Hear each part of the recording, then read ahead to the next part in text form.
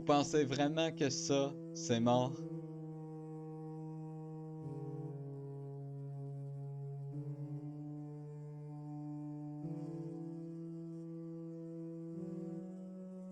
Tout ça parce que quoi? Il y a quelques mimes là-dessus, quelques blagues un petit peu douteuses, des choses qui font en sorte que c'est pas vraiment effrayant?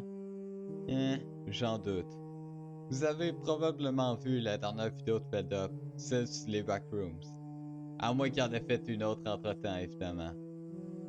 Sa conclusion a été que les backrooms étaient potentiellement mortes, mais pas mortes de la même façon qu'on pourrait s'attendre où est-ce que plus personne en parle, mais plutôt d'une manière où est-ce que ça s'est transformé et que c'est devenu le nouveau Slenderman en tant que tel. Donc le Slenderman, c'est devenu un petit peu une blague en quelque sorte, c'est un peu ce qu'on nous a expliqué. Et ce qu'il faut comprendre, c'est que la raison pourquoi c'est une blague, c'est qu'on parle d'un concept qui est censé faire peur, qui est censé terrifier, et qui est devenu de quoi qui est un petit peu moins terrifiant. Le problème, c'est que, ou du moins mon problème avec ça, c'est que c'est pas parce qu'un univers n'est pas terrifiant qu'il est pas signifiant. Et surtout que comparer les backrooms au Slenderman, je trouve que c'est un petit peu difficile. Si vous n'êtes pas familier avec le Slenderman, c'est tout simple. Il s'agit d'une créature quelconque, mythique, qui n'existe pas, hein, je tiens à le préciser, je pense qu'on le sait de toute manière, qui n'existe pas, et qui est long, qui a un visage blanc, il est un peu bizarre. Et ce qui est drôle, c'est que je sais pas trop c'est quoi son but.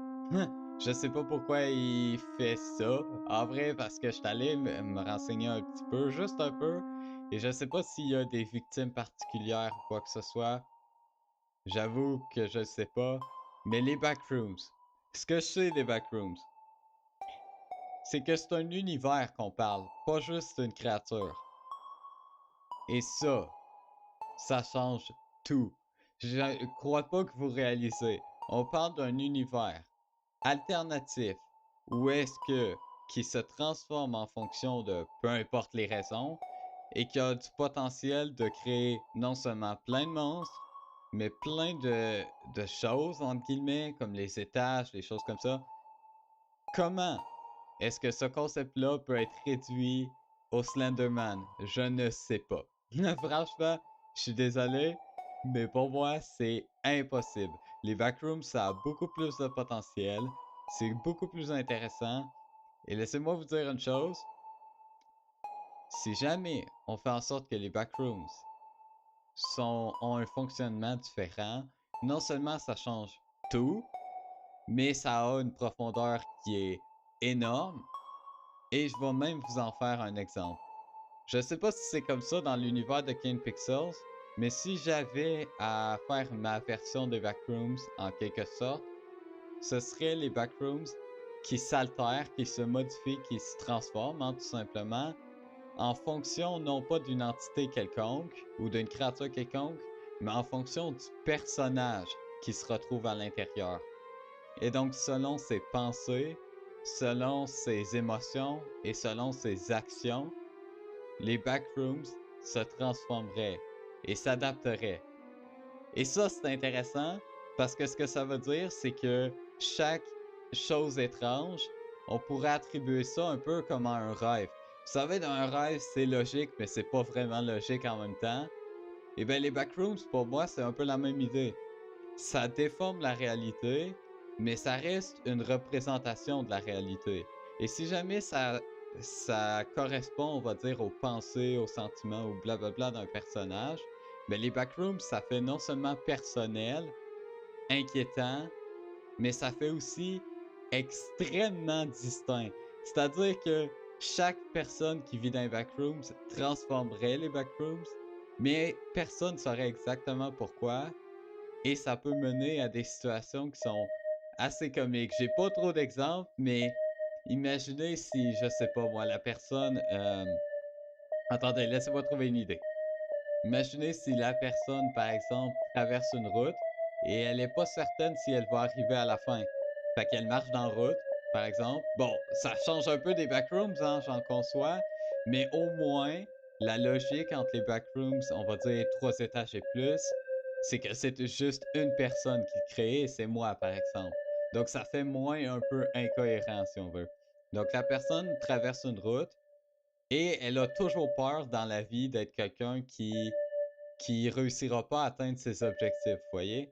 Donc la route, elle semble infinie en quelque sorte, mais à chaque fois que la personne se retourne pour voir derrière elle, c'est comme si elle n'avait jamais progressé dans la route. C'est comme si le début de la route était toujours là, mais qu'elle marche à l'infini. Donc vous voyez un peu, il y a tellement de métaphores qu'on peut faire, il y a tellement de potentiel. Je ne peux pas croire que Slenderman, c'est au même niveau que les Backrooms, même au niveau de l'horreur. Je sais que c'est devenu un peu une blague, je sais que c'est devenu un peu ridicule, mais, mais non, non, non, les Backrooms, c'est plus intéressant. Et ça a un potentiel de dingue. Et je pense que l'idée que je vous ai donnée sur les backrooms, bon, s'il vous plaît, copiez-la pas, ok? Parce que peut-être je vais la réutiliser. En fait, c'est pas peut-être, je comptais la réutiliser, mais sans savoir que ça faisait penser aux backrooms. Le pire, c'est que j'ai eu l'idée, c'était comme un univers qui se transforme en fonction des sentiments et des pensées du personnage. C'était pas censé être une référence aux backrooms, mais ça fait penser aux backrooms. Et donc, je me dis, ben, je vais sûrement faire en quelque sorte euh, une référence, si on veut. Mais bon, ça, c'est une idée que j'envoie dans l'air et si quelqu'un me copie, ben, va chier. Va chier d'avance. Mais je pense pas que ça va arriver. Je pense même pas que cette vidéo-là va avoir de l'attention. Mais en tout cas, pour conclure, je dirais que les backrooms, ça reviendra peut-être pas à la popularité que ça a déjà eu. Peut-être pas. Mais le potentiel des backrooms, ça a un potentiel au niveau de l'horreur, ou peut-être même plus que juste l'horreur, qui est, je crois, phénoménal en vrai. Parce qu'on parle d'un concept un peu d'un labyrinthe. Et ça, c'est de quoi que je dis pas vraiment, mais pour moi, le labyrinthe, c'est un concept qui est incroyable pour une œuvre. Ça a tellement de potentiel. On peut voir un labyrinthe métaphorique, on peut le voir comme étant une réflexion de la vie ou quoi que ce soit. Bon, c'est de la branlette intellectuelle, c'est pas tout le monde qui aime ça. Moi, j'adore ça, mais il y en a qui détestent ça. Euh, mais il y a tellement de potentiel avec un labyrinthe, et les backrooms, c'est un labyrinthe qui fait peur. C'est ce que c'est. C'est un labyrinthe qui se transforme. Et si jamais tu fais en sorte qu'il y a une logique derrière les transformations et ce qui se passe, c'est du génie. Et le Slenderman, c'est pas du génie. Tu peux créer. La raison pourquoi Slenderman peut être intéressant, c'est si tu crées un univers autour de lui. Mais la créature en elle-même a un potentiel qui est limité parce que c'est une créature. Quand l'univers lui-même est un concept, ben c'est le concept est infini. Mais quand c'est une créature, c'est l'univers qui va autour qui doit donner de l'importance au concept. Je sais pas si vous me suivez. Donc ouais, si vous avez apprécié, n'hésitez pas à lâcher un like et à vous abonner. Moi, je vous dis, je vais reprendre les vidéos. Je sais que j'ai arrêté, je sais. Mais j'ai eu plein d'idées. J'ai envie de faire des vidéos qui font un peu réfléchir, tout ça. Ça, c'est un truc que j'aime beaucoup. Et bon, cette vidéo-là, ça fait pas trop réfléchir. Mais c'est quand même intéressant, je crois. Donc, j'ai eu le concept, j'ai eu l'idée. Et je suis allé avec. Donc, on se retrouve dans une prochaine vidéo. C'était Olivier. À plus. Bye.